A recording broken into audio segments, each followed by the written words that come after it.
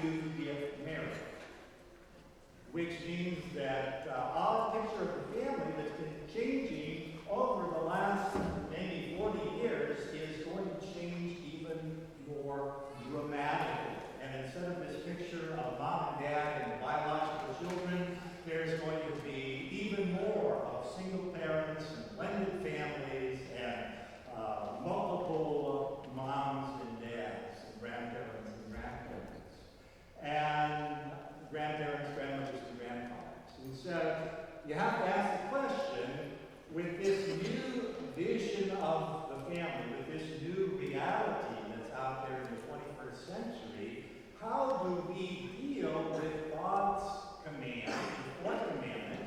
We're in this series on the commandments this summer.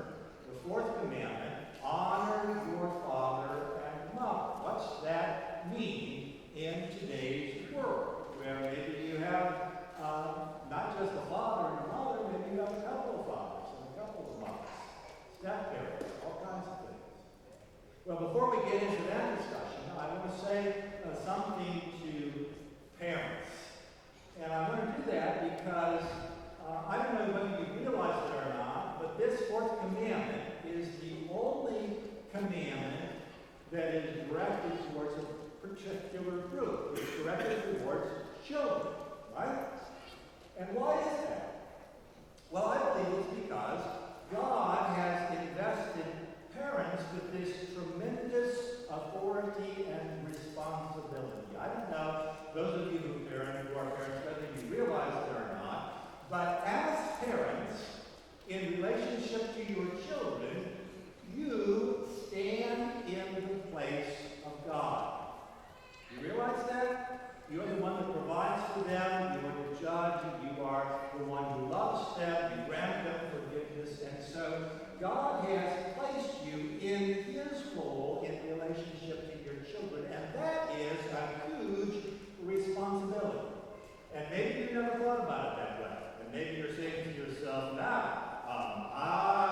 didn't want to sign up for this. I don't know how this right now. The thing is, you can't get out of it. Once you have that role as a parent, there is no backing out.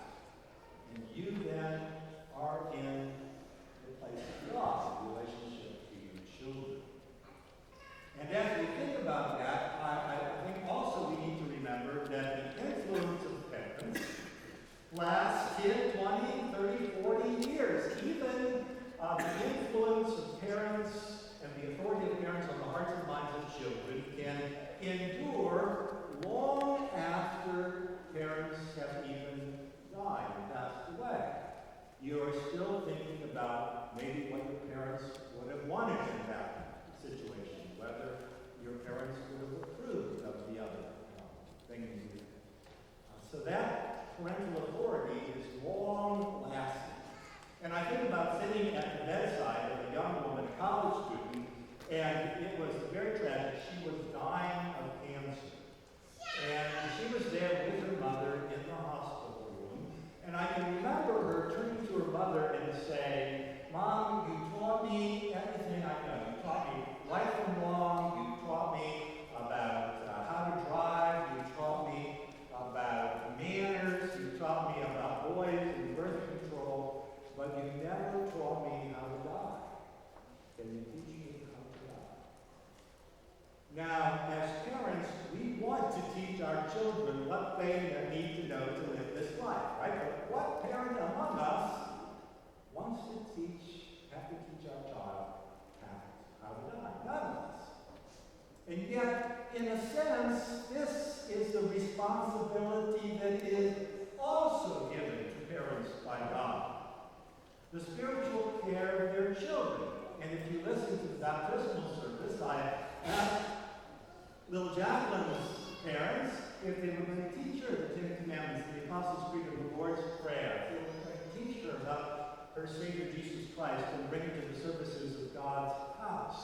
Because it is our role and responsibility given to us by God to bring our children to Him, to teach them about their Savior Jesus Christ, so that on the day when they must stand before God,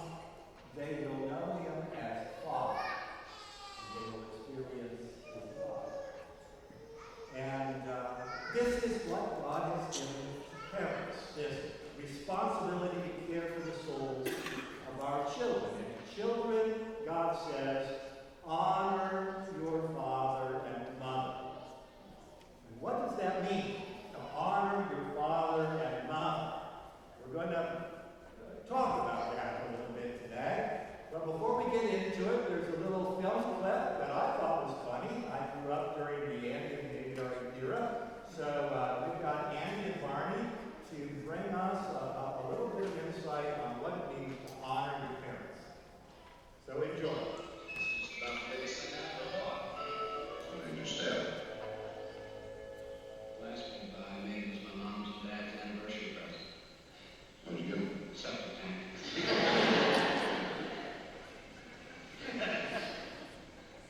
For the anniversary? Oh, they're really hard to laugh on. Besides, it's something they can use. 2 tons of concrete, all steel reinforced. You're a fine son, Mark. Try.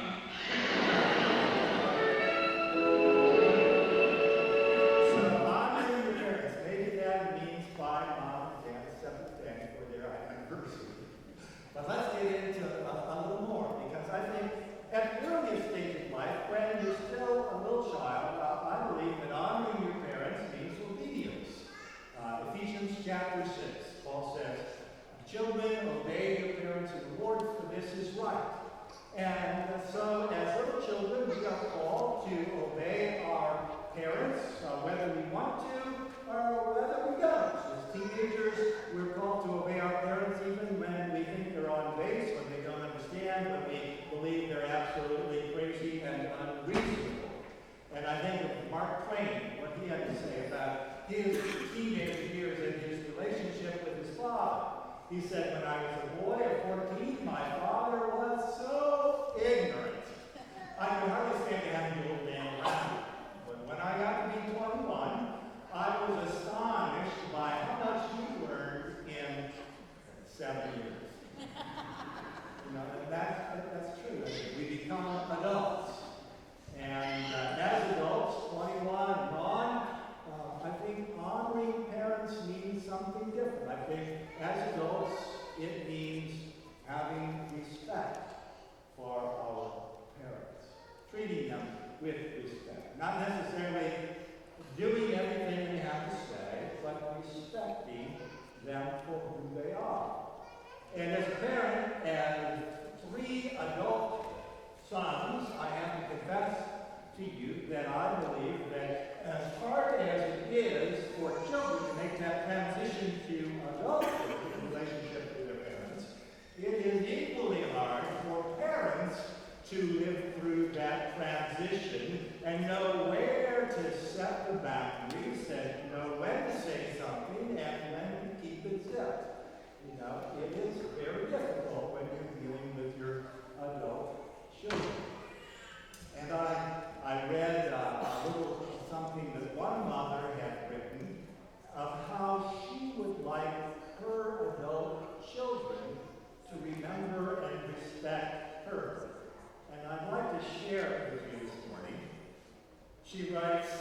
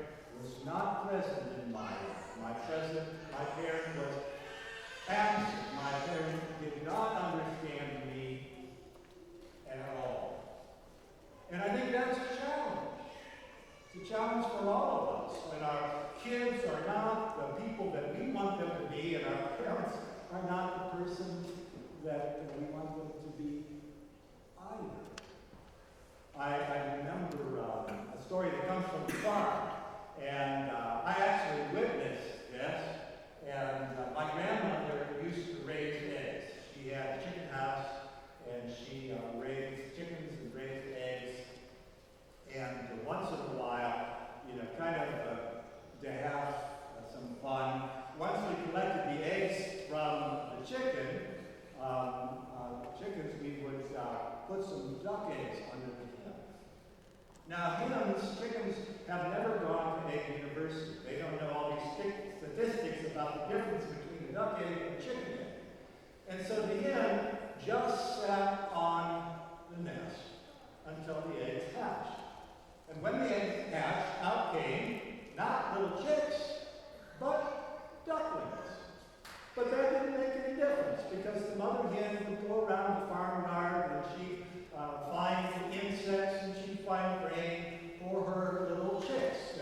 But they weren't chicks, they were ducklings. So all these ducklings were following her around. And if you look at the picture, you can see the little duckling peeking out from the ruff of the mother chicken's neck. And then one day, the mother chicken would be walking beside a pond, and all of a sudden, pop!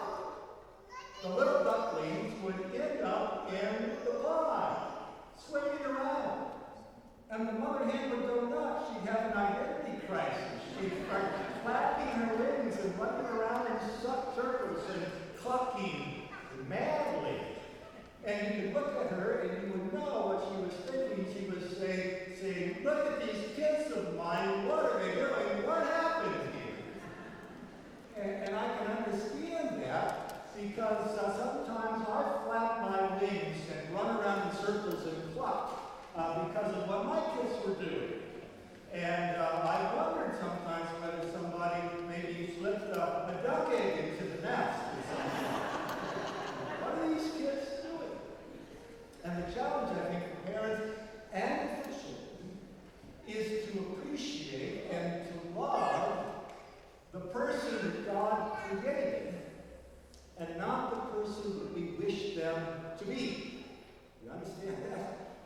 To love the person that God gave us, which can be incredibly challenging at times when you expect a chick and you get a duckling instead.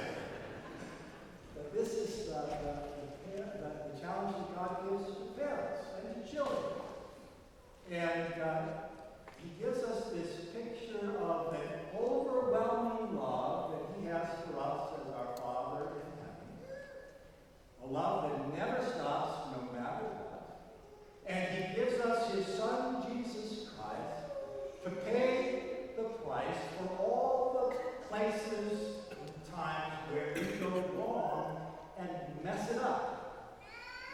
And He says this is the kind of love and forgiveness that parents and children are called to bring into their relationship with one another. And so, as little children, we are to obey our parents. As adults, we respect our parents. And then, when our parents grow older, I think the operative word is cherish. To cherish them always.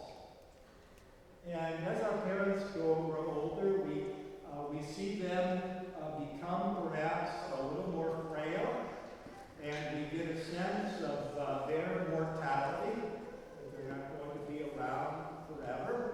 And we get a sense, and seeing their mortality, we get a sense of our own mortality as human beings.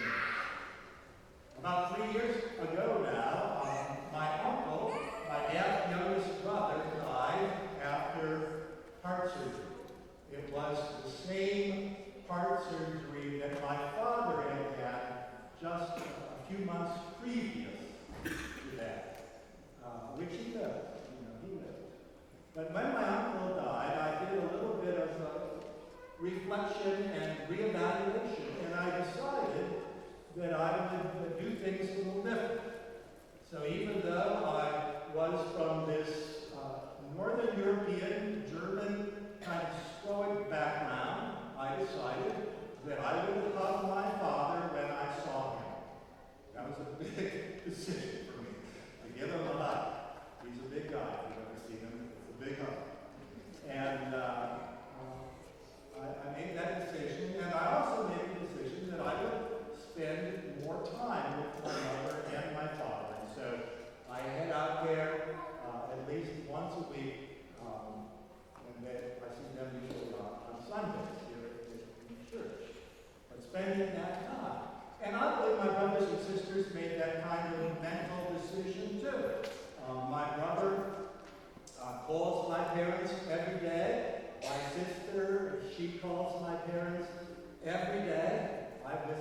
once a week, they're better children than I am.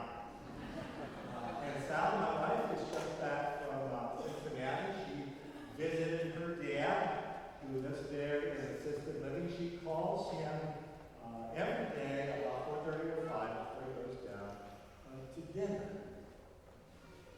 to honor him. And, for some of you, your parents may still be hearty and hale and healthy, and you think that maybe you'll have them around with you forever.